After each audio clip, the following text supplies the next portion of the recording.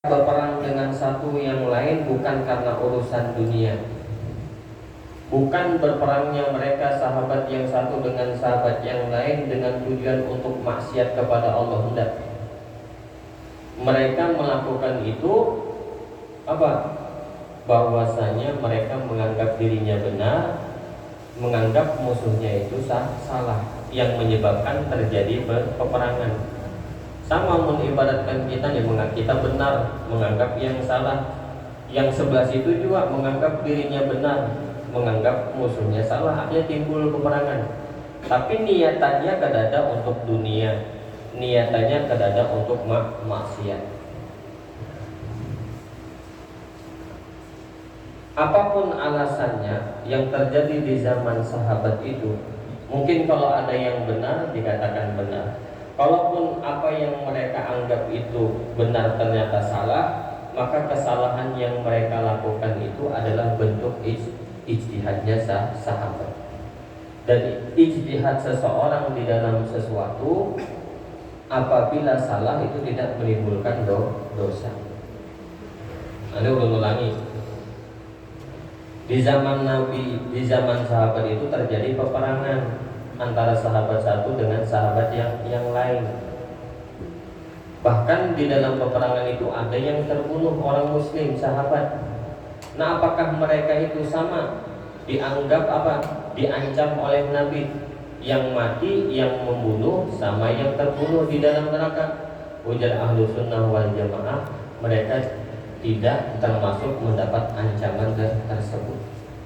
Kenapa? Karena perbuatan yang mereka lakukan, peperangan antara sahabat satu dengan sahabat yang lain, timbul terjadi bukan karena ingin dunia, bukan karena ingin bermaksiat kepada Allah, tapi mereka melakukan itu adalah bentuk ijtihadnya sahabat.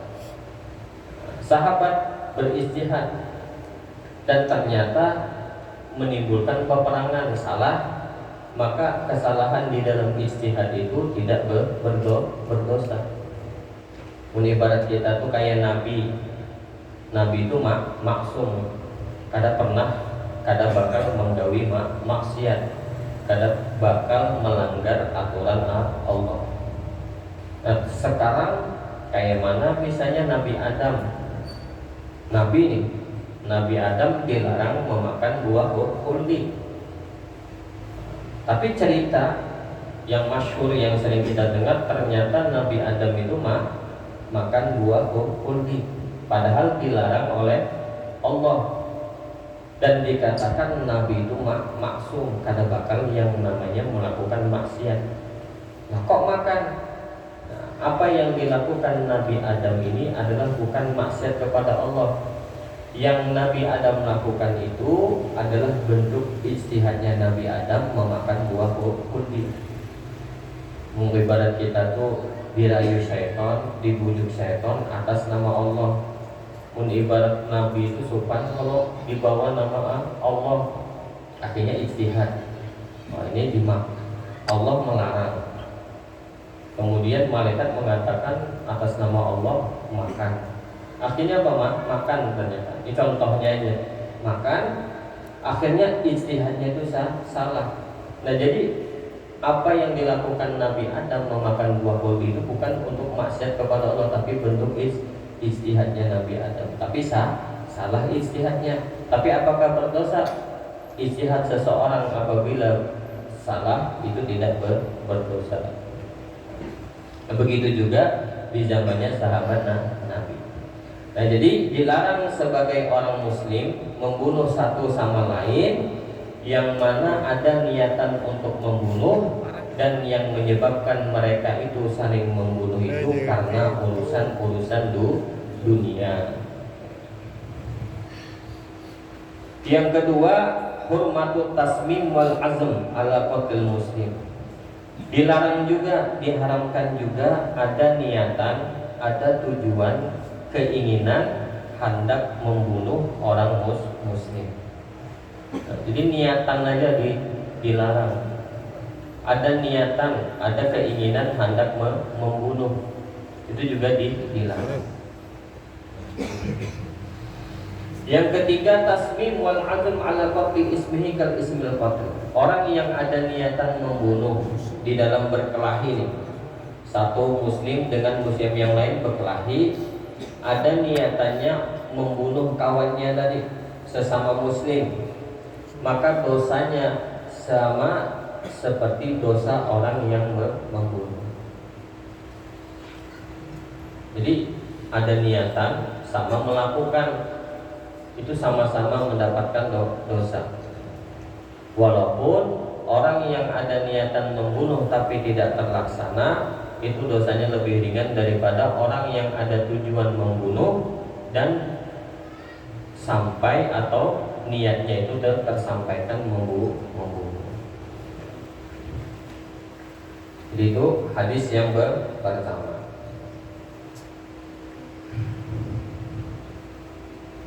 Jadi jangan sampai mengibaratkan kita tuh masalah dunia itu menyebabkan kita saling membunuh. Banyak sudah misalnya berita-berita, hanya saja mendengar ujar orang tuh disambati, ada lakian kawanannya cewek disambati aja, maling 20.000 aja maling, disambati biniannya, marah akhirnya dibunuh. Banyak yang gitu. Jadi jangan sampai dilarang yang namanya membunuh sesama orang muslim. Nah, kemudian di dalam hadis yang selanjutnya, hadis yang kedua dari sahabat Abu Hurairah radhiyallahu anhu, dari Rasulullah sallallahu alaihi wasallam bersabda, berkata, idza amma ahadukumun nas falyukhaffif fa inna fihim as-saghir wal kabir wad dha'if wal marid fa idza shalla wahdahu shalla kaifa syaa. Ini hadis yang kedua, berbeda dengan hadis sebelumnya. Ini lebih kepada perihal sholat. Di dalam jamaah menjadi imam dianjurkan imam itu meringankan sholatnya. Jangan lawas, jangan lama-lama menjadi imam sholat. Apabila salah seorang kalian mengimami jamaah sholat, adakah misalnya di antara kita ditunjuk pemerintah langsung ikam menjadi imam misalnya sholat setiap waktu, atau langgar kampung, masjid kampung memilih seseorang menjadi imam, intinya menjadi imam sholat. Nah, apabila salah satu di antara kalian mengimami jamaah sholat, falyukhaffif, maka hendaklah meringankan sholatnya. Ujian kita tuh, seorang imam itu menjadi imam sholat berjamaah, imam itu jangan hanya melihat dirinya nih, wah ulun jadi imam kuat, ulun jadi imam nih muda sehat, ibadat hendak lawas nih, wah lawas aja kayaknya nyaman nih. Seorang imam tidak seperti itu, artinya jangan melihat dirinya. Tapi seorang imam itu yang dilihat tuh yang di belakang, yang makmumnya. Ada seorang sahabat minta kepada Nabi agar ditunjuk sebagai imam sholat bagi kaumnya. Minta, ujar Nabi apa? Anta imamuhum, engkau menjadi imam sholat kaummu. Ujar Nabi, waqtadi bi'at ba'ihim, perhatikanlah orang yang paling lemah di antara jamaah. Artinya menjadi imam itu lihat yang di belakang.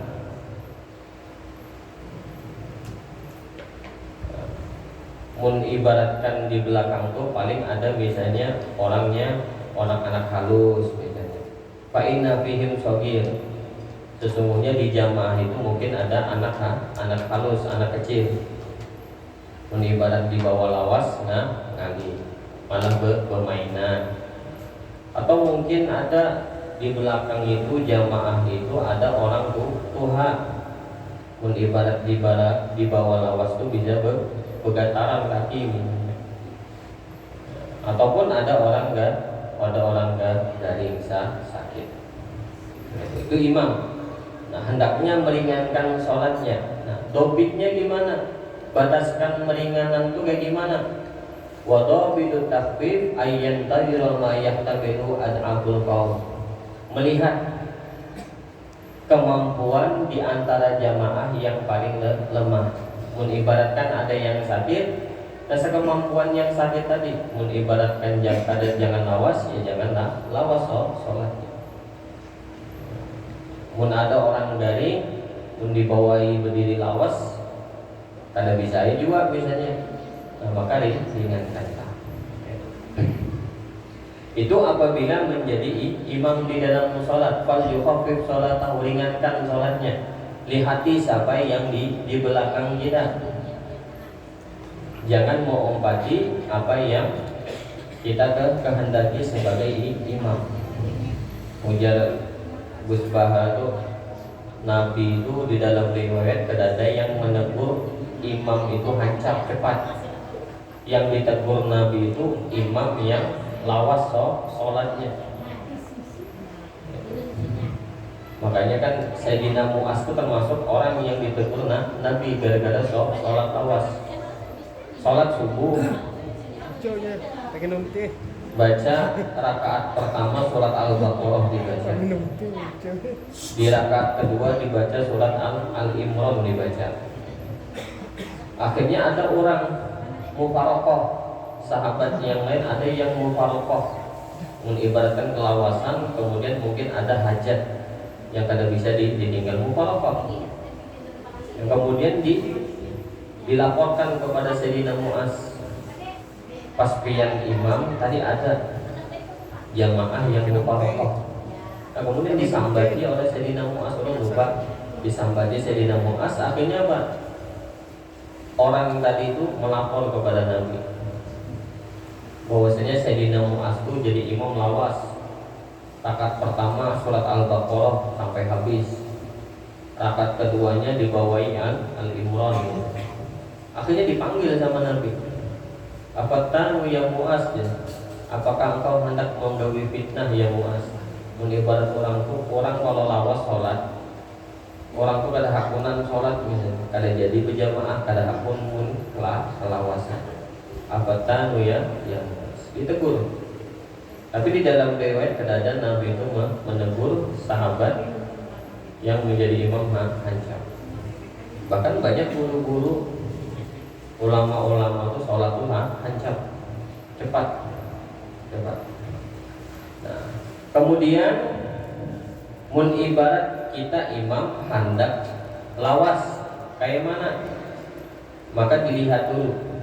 Apabila makmum kita, jamaah kita itu orangnya mahsur, teringkas itu aja.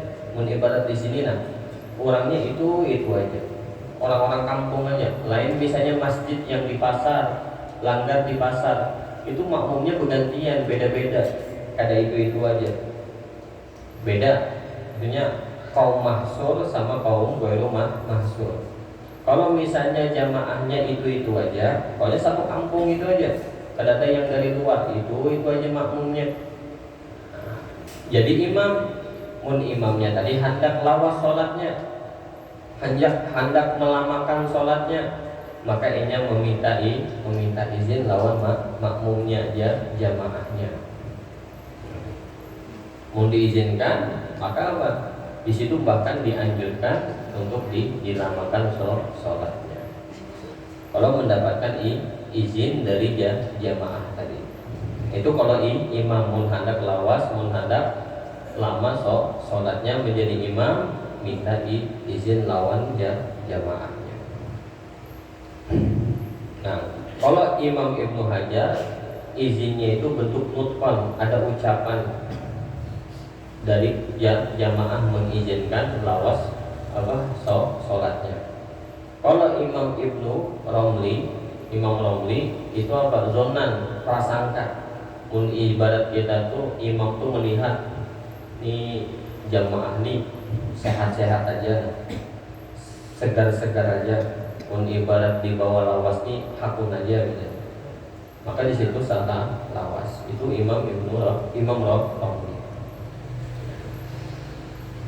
Kemudian faida shalla wahdahu, apabila salah satu di antara kalian sholat sendirian, kada berjamaah, sholat sorangan, fal yusalli kaifa syaa, maka hendaknya sholatlah sebagaimana yang dikehendaki.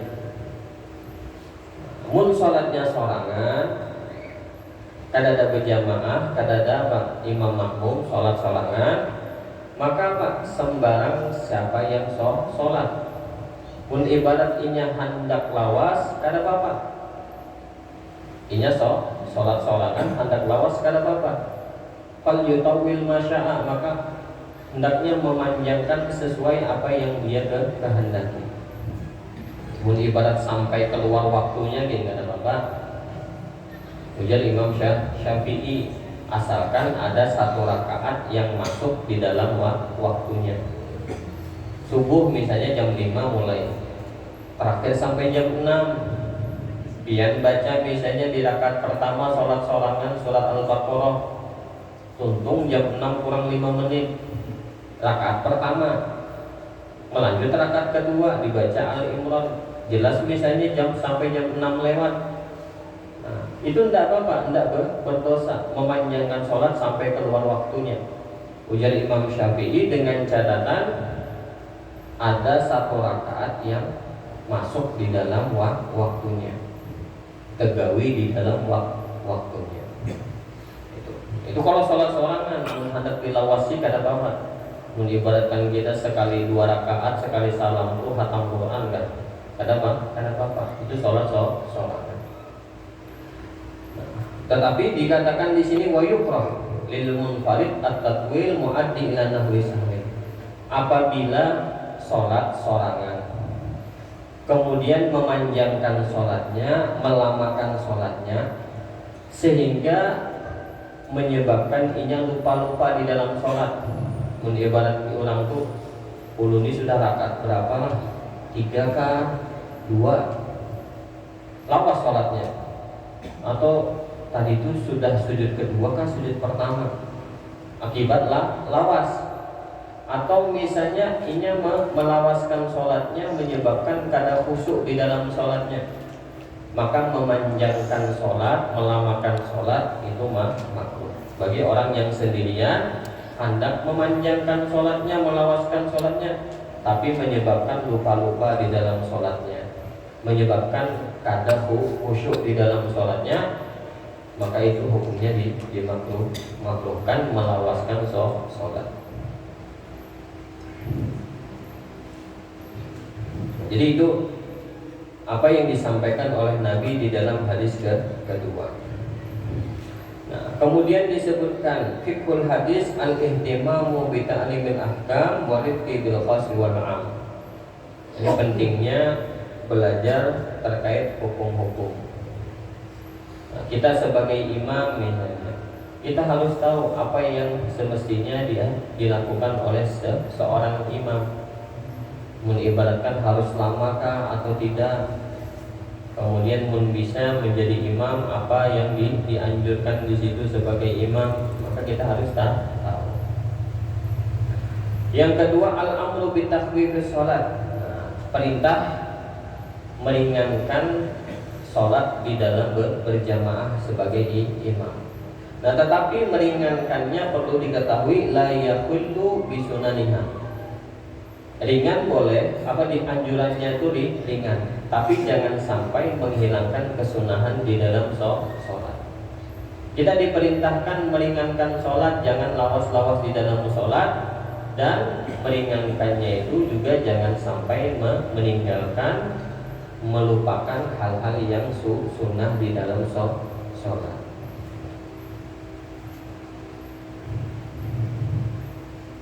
Nah, kemudian bagi orang yang sholat sendirian yang mau melamakan sholatnya, maka lamakanlah sholatnya di dalam rukun-rukun yang dimungkinkan untuk dilamakan. Ibadat kita tuh rukun di dalam sholat itu kan ada rukun tawil, ada rukun qasir. Kalau rukun tawil boleh kita melamakan di situ. Kalau rukun qasir itu bukan dianjurkan cepat di situ. Mun ibarat hendak sholat sorangan lawas, maka lawaskanlah di tempat-tempat di rukun-rukun yang diperbolehkan, dimungkinkan lama. Seperti berdiri di dalam sholat. Ketika berdiri di dalam sholat itu rukun tawil misalnya, maka boleh dilamakan di situ. Membaca surah misalnya, surah yang dianjurkan Nabi, atau menghatamkan di dalam sholatnya Al-Quran. Waruku, di dalam ruku itu boleh dilawaskan di dalam ruku karena dia rukun tawil. Di dalam sujud juga boleh dilamakan di situ. Sujud dilawaskan, dilamakan. Itu boleh karena dia rukun tauhid. Tasyahud, diduduk tasyahud boleh dilamakan. Nah, dunal i'tidal, jangan di rukun i'tidalnya atau duduk antara dua sujud. Karena dia itu rukun qasir. Rukun yang dianjurkan bukan lama, tapi dianjurkan bisa cepat di situ. Jadi mun ibarat hendak melawaskan di rukun-rukun yang diperbolehkan, dimungkinkan panjang di situ. Nah, yang keempat di hadis ini, boleh seseorang melamakan sholatnya apabila sholatnya itu sendirian. Mun ibarat sebagai imam, kemudian makmumnya itu dikenal itu aja, bisa memanjangkan sholatnya, melamakan sholatnya apabila mendapatkan izin dari jamaah.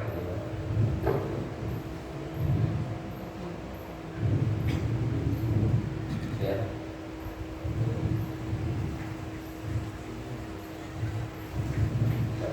Kemudian di sini dibahas sedikit apabila hendak sholat. Kita kan ada di antara kesunahannya itu habis baca Fatihah kita membaca surah. Itu ada. Mun ibaratkan hendak lawas, maka kita ambil juga mun bisa surah-surah yang dianjurkan dibaca.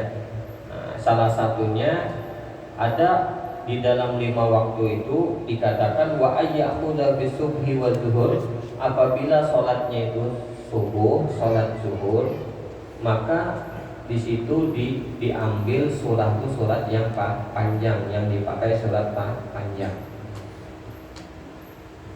Surat panjangnya itu di sini disebutkan dari surat Al-Hujarat, dikatakan banyak itu Al-Hujarat sampai Amma. Jadi juz 26 kan Al-Hujarat itu juz 26 sampai Amma, itu surat-surat panjang. Itu dikatakan surat panjang. Namun sholat subuh, sholat zuhur diambil baca surat itu surat-surat Hujarat sampai Amma, surat yang panjang. Namun di sholat isya dan sholat asar, sholat isya sama sholat asar, mun ibaratkan habis baca Fatihah, baca suratnya itu dianjurkan surat-surat yang tengah-tengah, kada panjang, kada juga pendek. Kalau di sini disebutkan min amma ila ad-duha, dari surat amma yatasaalun sampai surat ad-duha. Itu kalau asar atau isya, sholat asar dan isya. Nah, kalau sholat maghrib itu dianjurkan pendek, pakai surat pendek dari wadduha sampai ke bawahan Anas, pilihannya. Nah, itu di sholat-sholat umum. Tapi ada sholat-sholat tertentu, fardu-fardu tertentu yang Nabi menganjurkan mun ibarat dibaca suratnya surat-surat khusus, seperti di dalam sholat Jumat. Itu kan kalau bisa kan surat Jumat sama surat munafik kayaknya, yang munafikun. Mun kada kawa surat Al-A'la atau dan Al-Ghasyiyah. subuhnya ya tadi dibaca as-sajdah, rakaat keduanya baca surat al-insan. Itu di sholat-sholat tertentu di hari-hari tertentu. Ada juga kekhususan yang disampaikan Nabi Shallallahu Alaihi Wasallam. Seperti Jumat, di sholat Jumat baca surah Al-Jumat di rakaat pertama, rakaat kedua surat Al-Munafiqun. Itu orang Isya biasanya Isya dibaca juga Isya malam Jumat. Subuh di malam Jumat itu as-sajdah al-insan. Isya di malam Jumat itu al-jumu'ah wal munafiqun.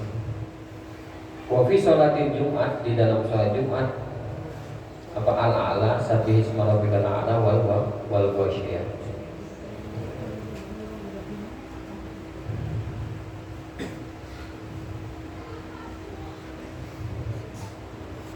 Nah, surat-surat yang sudah ditentukan Nabi ibaratkan imamnya makmumnya itu merasa lawas, kada ridho, maka tetap dianjurkan apabila sesuai sebagaimana yang diajarkan Nabi. Ya'ti bihal imam wa illam yardul makmum. Ibaratkan dianjurkan baca surat-surat secara khusus oleh Nabi sesuai dengan yang diajarkan Nabi. Kawa imam itu gawi walaupun makmum tadi kada ridho. Ibaratkan merasa lawas apabila yang sesuai dianjurkan Nabi. Wallahu a'lam bishawab. Al-Fatihah. Alhamdulillahirabbil alamin. Iyyaka na'budu wa iyyaka nasta'in.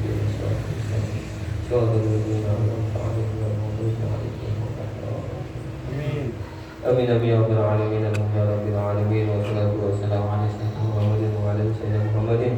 Allahumma anfa'na bima 'allamtana wa 'allimna ma yanfa'una wa anfa'na kullal alimin.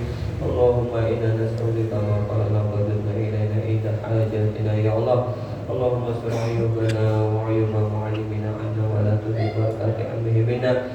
Allahumma ij'al jam'ana jam'an marhuma wa tafarraqana min ba'di tawakkalna ma'suma wa la taj'al fina wa la ma'ana shakir wa la mahluma wa sallallahu ala sayyidina Muhammadin wa ala alihi wa sahbihi wa sallam walhamdulillahi rabbil alamin.